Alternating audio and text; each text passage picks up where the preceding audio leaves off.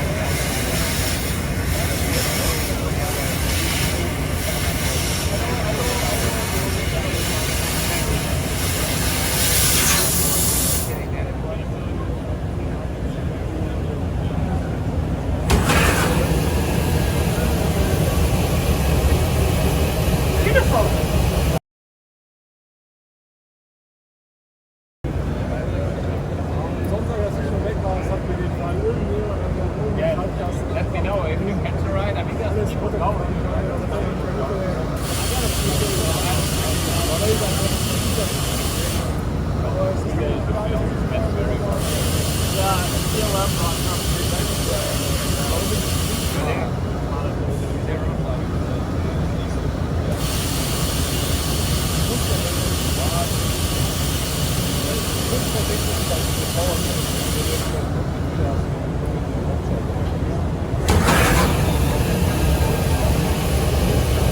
Fantastic. This is tough. I can't. Pressure's on.